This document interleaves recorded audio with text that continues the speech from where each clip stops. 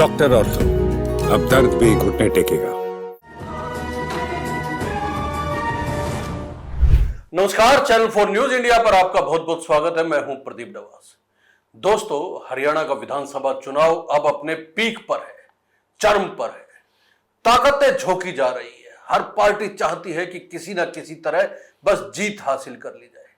जीत का पैमाना, जीत का फार्मूला, जीत का गणित और जीत के समीकरण, हर कुछ साधने की कोशिश की जा रही है। ऐसे में बड़े से बड़ा नेता इस समय किसी भी दल का हो, वो हरियाणा का रुख कर रहा है।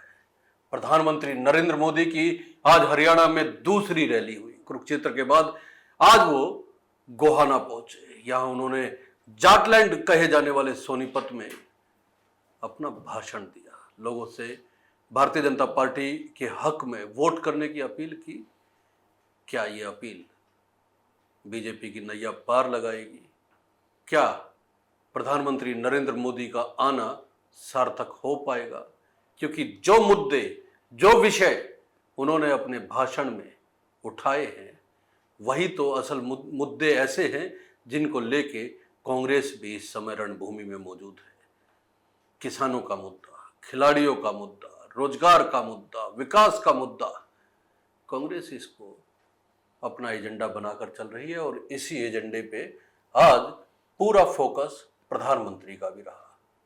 इसके साथ साथ अपने 59 मिनट के भाषण में प्रधानमंत्री ने कांग्रेस को जिस तरह निशाने पे लिया है, क्या कांग्रेस के पास उसकी काट होगी? ये भी बड़ा सवाल है। आज प्रधानमंत्री के हरियाणा दौरे पर हम चर्चा करेंगे, क्योंकि आने वाले वक्त में कांग्रेस के शीर्ष नेताओं, चाहे राहुल गांधी, चाहे प्रियंका गांधी या सोनिया गांधी, उनकी भी जनसभाएं होनी है।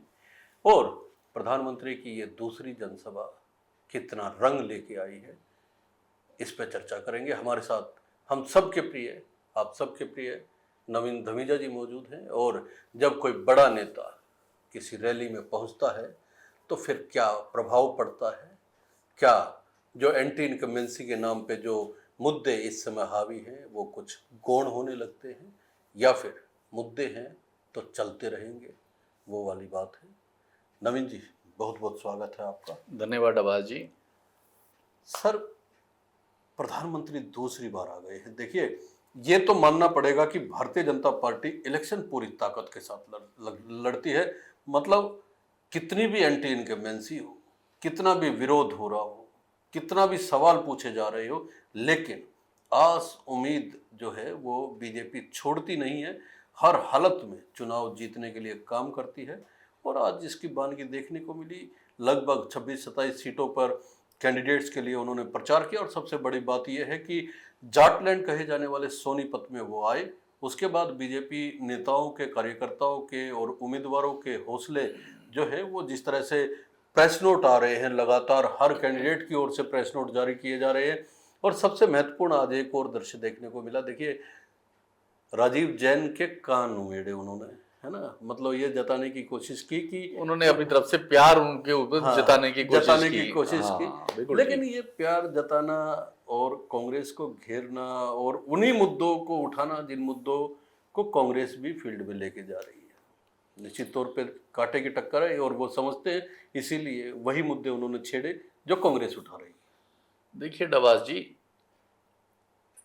चाहे वो भारतीय जनता पार्टी हो, चाहे वो कांग्रेस हो जी, चुनाव का रण ऐसा है, रण जीतने के लिए उन्हें पूरी ताकत लगानी पड़ेगी जी। कोई भी रण हो, रण में अगर उसको जीतना है तो ये अगर या तो रण में उतरेगा नहीं, और रण में उतरेगा तो हर आदमी हर फील्ड में, चाहे वो खेल का मैदान हो, चाहे वो शिक्षा का हो, चाहे वो चुनाव का मैदान हो, अगर वो उतरा है मैदान में तो वो जीतने के लिए उतरता है और उसके लिए उसे पूरी ताकत लगानी पड़ती है। भारतीय जनता पार्टी अग्रेसिव दिखाई दे रही है, इसमें कोई शक वाली बात नहीं। प्रधानमंत्री हरियाणा में अब तक 2 दौरे कर चुके हैं। आज उनका दूसरा दौरा था। पहला दौरा उन्होंने कुरुक्षेत्र में किया था, आज दूसरा दौरा था। इसके बाद एक पलवल और एक हिसार या सिरसा में उनका दौरा होना है। अपने दौरों के दौरान वो जो मुद्दे छेड़ रहे हैं, देखिए कुरुक्षेत्र में उन्होंने मुद्दा उठाया था दलितों का। जी। उन्होंने दलित वोटर को अपनी तरफ खींचने की कोशिश की थी, जो 2019 में भारतीय जनता पार्टी के साथ था, 2014 में बीजेपी के साथ था, लेकिन इस बार के लोकसभा चुनावों में वो दलित वोट पूरी तरीके से कांग्रेस में चला गया। जी, खिसकता हुआ दिख रहा है बीजेपी, खिसकता हुआ दिखाई दे रहा है। और हरियाणा में बड़ा दलित वोट है, 21% के आसपास दलित वोट है। उन्होंने उस रैली में उस पर उन्होंने ज्यादा जोर दिया था। एक विवेचना आप कीजिए, जी जी हमारे जी। दर्शकों के लिए थोड़ा सा विस्तार से समझाने की कोशिश कीजिए कि दलित आरक्षण को लेके जब लोकसभा चुनाव 4 महीने पहले हुए और कांग्रेस पार्टी ने एक नैरेटिव ये तैयार करने की कोशिश की कि ये सत्ता में आए तो संविधान बदल देंगे और आरक्षण खत्म हो सकता है, आरक्षण खत्म हो सकता है। सेम मुद्दा, वही मुद्दा लेके अब भारतीय जनता पार्टी लोगों के बीच जा रही है कि कांग्रेस आरक्षण विरोधी है।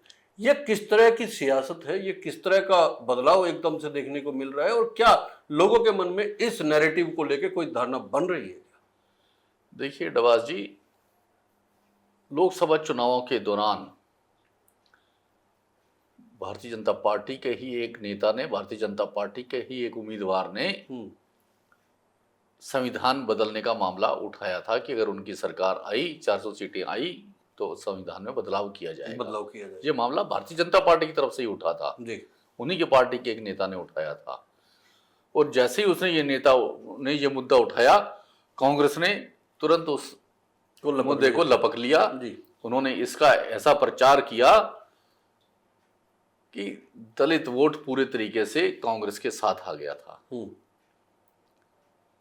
कांग्रेस, उन्होंने बकायदा संविधान को साथ में लेकर के घूमना शुरू किया। कांग्रेस नेताओं ने, राहुल गांधी ने और कांग्रेस के बड़े नेताओं ने संविधान की किताब लेकर के वो साथ घूम रहे थे, लोगों को दिखा रहे थे कि ये संविधान है और अगर भारतीय जनता पार्टी की 400 से ऊपर सीटें आई या 400 सीटें आई तो संविधान बदलेंगे और आप लोगों का आरक्षण खत्म हो सकता है। उसका बड़ा असर चुनावों में दिखाई दिया। लोकसभा में भारतीय जनता पार्टी 238 पर सिमट गई, उन्हें बैसाखियों के सहारे अपनी सरकार बनानी पड़ी। अब विधानसभा चुनावों में भारतीय जनता पार्टी हरियाणा में तीसरी बार अपनी सरकार बनाना चाहती है। इसके लिए उन्होंने पूरी ताकत लगाई हुई है। वो चाहते हैं कि जो दलित वोट उनके हाथ से खिसक गया वो किसी तरीके से वापस उनके पास आए। हालांकि उन्हें ये बात पता है कि दलित वोट वापस आना आसान नहीं है, लेकिन वो चाहते हैं कि भले ही कुछ % उनके पास आए लेकिन कांग्रेस के पास ना हो, वहां से छिन भिन हो।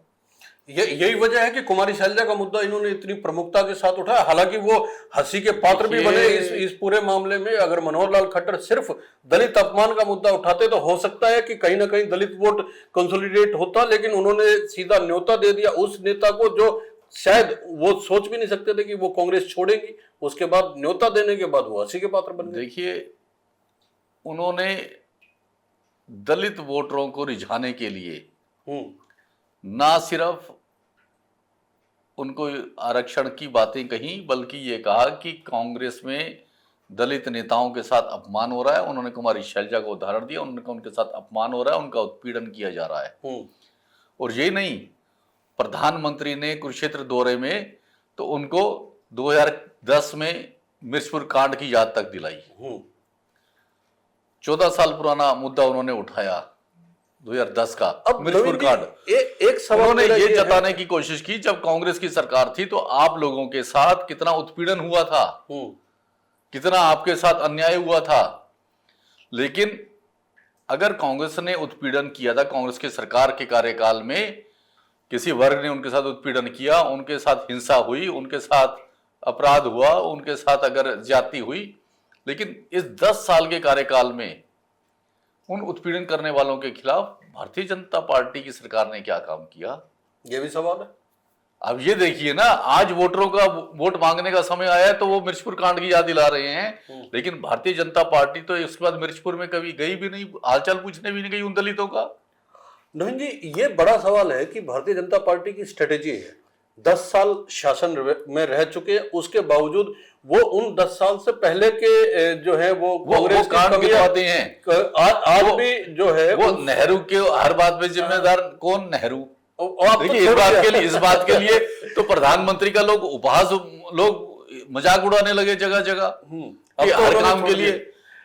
लेकिन सबसे महत्वपूर्ण बात यह है कि आज भी उन्होंने अपने 59 मिनट के भाषण में जितनी उपलब्धियां गिनवानी थी उससे ज्यादा वक्त जो है वो कांग्रेस की गुटबाजी को लेकर के उन्होंने गुटबाजी बोल और दिया ये है। कहने में कि हरियाणा को बर्बाद कर देंगे अगर कांग्रेस की सरकार आई, वो दलितों को लेके सेंसिटिव नहीं है कांग्रेस पार्टी, वो खिलाड़ियों को लेके, वो किसानों को लेके सेंसिटिव नहीं है, ये सारी चीजें बताने में। लेकिन प्रधानमंत्री आए थे तो उन्हें यह भी बताना चाहिए था कि उनके पास उन्होंने क्या किया, ये तो बता दिया।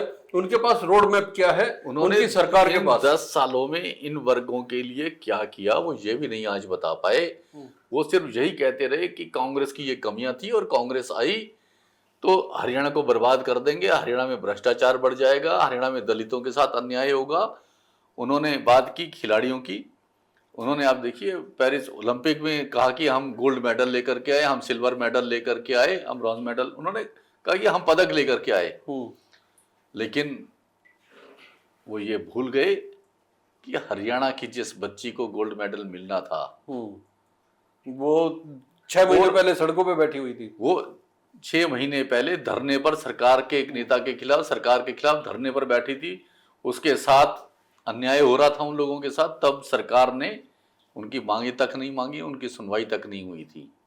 अच्छा नवीन जी, इस बार कांग्रेस गोल्ड, और इस बार भी उसका जो गोल्ड मेडल छिना, ये माना गया कि सरकार ने उसको सपोर्ट नहीं किया, सरकार ने उसका साथ नहीं दिया।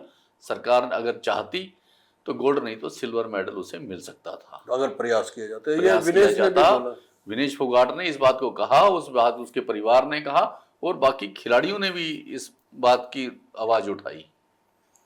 नवीन जी, लेकिन आप ये देखिए भारतीय जनता पार्टी की ये एक खूबी है, वो अपनी जो कमियां हैं उसी को वो अच्छाई के रूप में बताने लगते हैं। यही मैं आपसे समझने अच्छाई का है। प्रयास करने की कोशिश कर रहा था अपने दर्शकों के लिए कि जो चीजें बीजेपी के खिलाफ जाती हुई दिखाई दे रही है, बीजेपी उसी को वापस मुद्दा बना के, चाहे वो किसानों का मुद्दा है।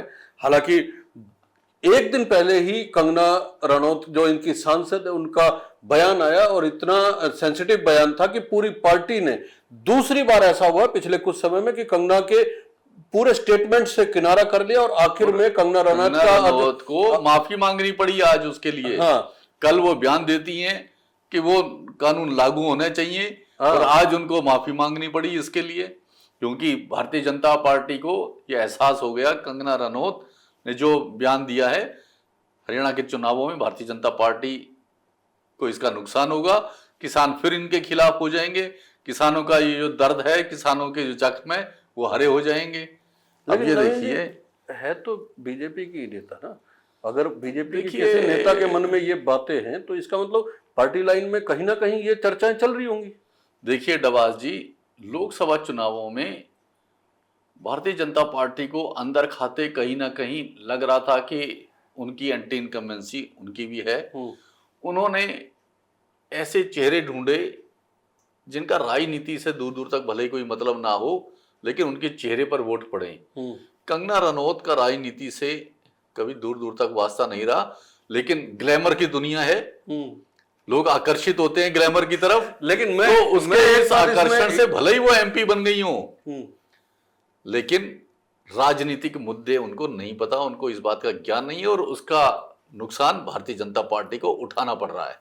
दोस्तों, भारतीय जनता पार्टी की ओर से सनी देओल भी एमपी बने थे गुरदासपुर से। उन्होंने ना कभी पार्टी के हक में और ना पार्टी के खिलाफ कभी कोई किसी तरह की स्टेटमेंट ही नहीं दी। हालांकि वो अपने लोकसभा क्षेत्र में भी नहीं गए, लेकिन ऐसा नहीं है, बॉलीवुड से भी कई अच्छे, ये तो हेमा मालिनी उनकी एमपी कई बार बन चुकी हैं। कई अच्छे नेता बॉलीवुड ने दिए हैं, जय बहादुरी दी हैं, खुद अमिताभ बच्चन भी एक बार सांसद रह चुके हैं। और सबसे बड़ा उदाहरण सुनील दत्त का है, सुनील दत्त का है, शत्रुघ्न सिन्हा का है और राज बब्बर का है। बिल्कुल तो वो पार्टी की लाइन भी समझते हैं, चाहे किसी भी पार्टी से हो, और वो सेंसिटिव बयान देने से पहले 2 बार सोचते हैं। लेकिन कंगना रनौत के लिए तो अब ये कहा जा सकता है कि भाई उनको पता ही नहीं है कि उन्हें बोलना क्या है। हाँ, उन्हें पता ही नहीं है, और ये पूरी पार्टी के लिए दिक्कतें खड़ी करता है। वो ऐसा लगता है कि उनका ध्यान कहीं और रहता है। ध्यान तो उनका पूरा अपनी फिल्म इंडस्ट्री में रहता है, ग्लैमर की तरफ उनका ध्यान रहता है। लेकिन राजनीति में चूंकि वो एमपी बन गई हैं तो उनको लगता है कि वो कुछ भी कह सकती हैं। उनको इस बात का ज्ञान नहीं है कि कहाँ चुनाव हो रहा है, कहाँ पर कौन सा मुद्दा है और किस मुद्दे पर बोलना चाहिए या नहीं बोलना चाहिए। प्रधानमंत्री की रैली पे आते हैं, कंगना रनौत के बयान से जोड़ते हुए देखते हैं कि आज किसानों को लेकर प्रधानमंत्री ने बहुत कुछ बोला, लेकिन जब इस तरह के स्टेटमेंट आते हैं तो क्या प्रधानमंत्री भी विश्वास दिलवा पाएंगे? क्योंकि जब पार्टी के ही सांसद ऐसे बयान देते हैं और प्रधानमंत्री मंच से खड़े होकर कहते हैं कि भाई हम किसानों के लिए ये करेंगे या हमने ये किया है, तो जो मंशा है पार्टी की वो तो उनके सांसद बता रहे हैं। प्रधानमंत्री की क्रेडिबिलिटी पर भी चुनाव क्वेश्चन मार्क लगता है जब किसान 1 साल से ज्यादा धरने पर बैठे रहे, प्रदर्शन में बैठे रहे और प्रधानमंत्री की चुप्पी रही। प्रधानमंत्री उस पर बोले तक नहीं, उस पर कुछ कार्रवाई करनी तो दूर, उनकी मांगे मानने तो दूर। उनके खिलाफ किसानों के जब मुकदमे दर्ज हुए, सरकार ने यह कहा था कि मुकदमे वापस लिए जाएंगे, वो मुकदमे तक वापस नहीं लिए गए। आज जब किसान वर्ग पूरे तरीके से भाजपा के खिलाफ है, पूरे हरियाणा में खिलाफ है, उनको जगह जगह काले झंडे दिखाए जा रहे हैं, उनके खिलाफ नारेबाजी की जा रही है, गांवों में आज घुसने नहीं दिया जा रहा है, उनका भारी विरोध हो रहा है, उसके बावजूद प्रधानमंत्री ये कहते हैं हम किसानों के भले में लगे हैं, हम किसानों को एमएसपी पर 24 फसलें उनकी लेने के लिए तैयार हैं। और जब एमएसपी का ही मुद्दा था तब इसी सरकार ने मना कर दिया था कि एमएसपी हम लागू नहीं कर सकते। किसानों के साथ इन्होंने जिस तरीके का व्यवहार हुआ सारा देश देख रहा था। ऐसा व्यवहार हो रहा था जैसे किसी देश की सेना अपने सामने खड़ी विरोधी सेना पर दुश्मन के ऊपर जैसे वार करती है। सड़कों पर बड़े बड़े कील गाड़ दिए गए, अवरोधक लगा दिए गए, बड़े बड़े सेना तक तैनात कर दी गई, पुलिस फोर्स लगा दी गई, पानी की बौछारें तक की गई। ऐसा पहली बार किसी आंदोलन में हुआ कि इस तरीके की जैसे किसी सेना के साथ कोई लड़ाई लड़ने जा रहे हो, कोई जंग का मैदान हो। महत्वपूर्ण सवाल ये है नवीन जी, जाटलैंड कहा जाता है सोनीपत, रोहतक, बिल्कुल, और हुड्डा का गढ़ कहा जाता है। और हाँ जी, हाँ जी, जब प्रधानमंत्री आते हैं तो फर्क तो पड़ता है। देखिए इलेक्शन का रुख बदल सकता है क्या? देखिए नवाज जी, प्रधानमंत्री का फर्क 2014 में पड़ा, 2019 में पड़ा, लेकिन इस लोकसभा चुनावों से ये बात साबित हो गई कि सारे देश में मोदी मैजिक खत्म हो चुका है जी। आज मोदी का असर कहीं दिखाई नहीं देता। इवन लोकसभा चुनावों के दौरान हरियाणा में प्रधानमंत्री मोदी ने जहां जहां रैली की, ज्यादातर जगह उनके कैंडिडेट हारे। ये महत्वपूर्ण बात कही है नवीन जी ने, ये रिकॉर्ड की बात है। आप रैलियां उठा करके देखो उन्होंने। ये महत्वपूर्ण बात इसलिए है क्योंकि नवीन जी, मैं हमेशा कहता हूं, न पक्ष न विपक्ष, केवल निष्पक्ष। और नवीन जी का विश्लेषण हमेशा निष्पक्ष होता है, किसी पार्टी के हक में और किसी पार्टी के खिलाफ नहीं होता। और बड़े आंकड़ों और तर्क के साथ जब वो बोलते हैं तो उन चीज़ों को समझने का प्रयास किया जाना चाहिए। नवीन जी ने कहा कि प्रधानमंत्री नरेंद्र मोदी का जो मैजिक 2014 और 2019 में होता था, 2024 लोकसभा और विधानसभा चुनाव आते आते शायद वो अब मैजिक फीका पड़ चुका है या खत्म हो चुका है। देखिए 4 महीने पहले लोकसभा चुनावों में सोनीपत गए, सोनीपत में कांग्रेस जीती, सिरसा गए, सिरसा में कांग्रेस जीती, अंबाला गए, अंबाला में कांग्रेस जीती। एक मात्र कुरुक्षेत्र ऐसी सीट थी जो भारतीय जनता पार्टी के खाते में गई।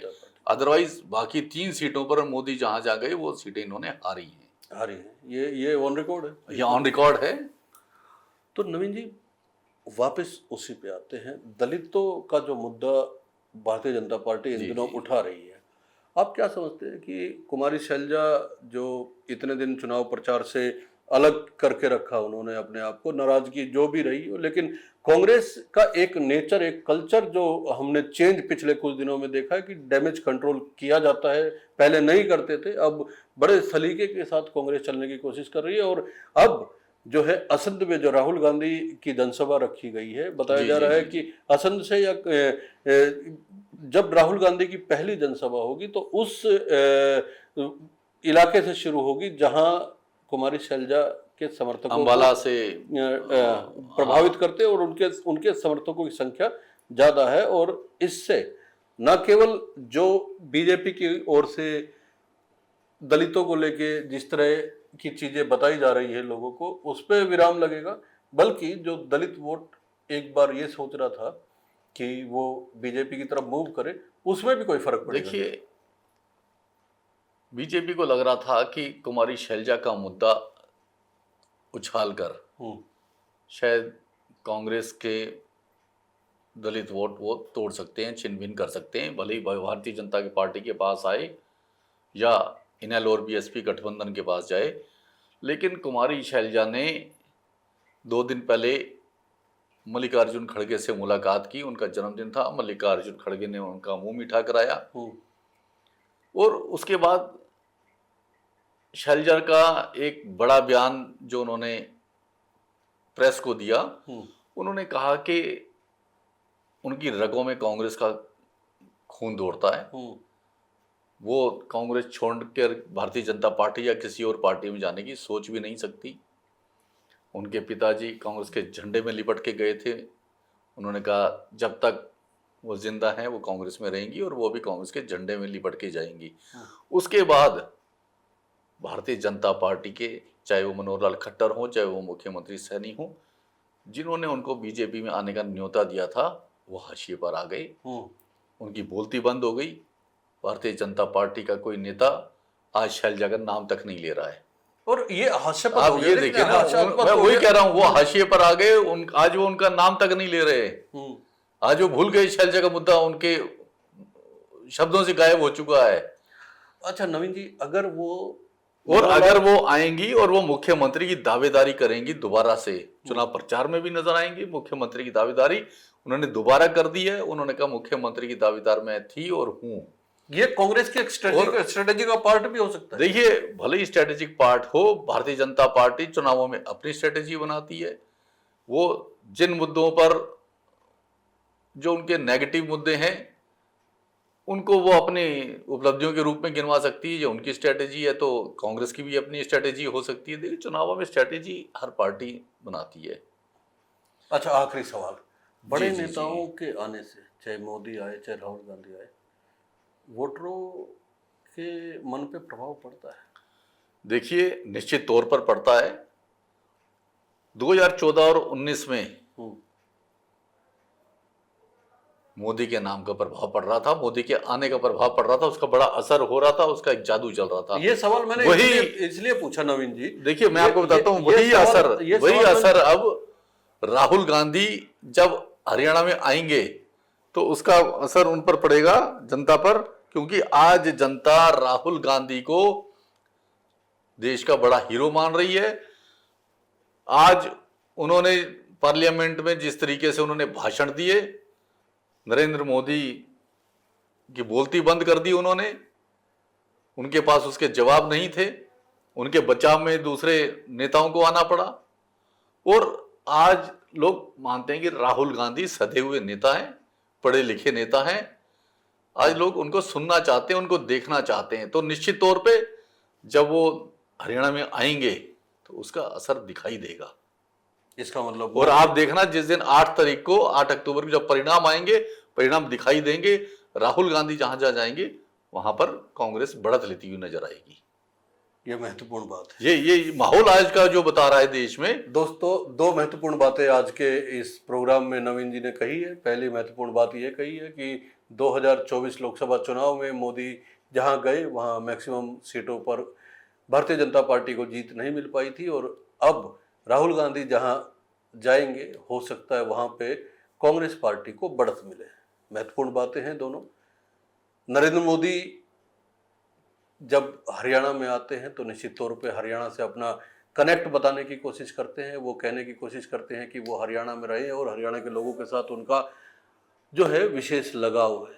ये लगाव कितना वोटों में कन्वर्ट हो पाएगा, ये महत्वपूर्ण है, क्योंकि अभी उनकी 1-2 जनसभाएं और बची हुई हैं। तो नरेंद्र मोदी के दौरे को लेके आपका क्या सोचना है, कमेंट करके बताइएगा। ये शो आपको कैसा लगा? अच्छा लगे तो लाइक कीजिए, शेयर कीजिए और चैनल को सब्सक्राइब करना ना भूलें। धन्यवाद नवीन जी। धन्यवाद अब्बास जी। नमस्कार दोस्तों।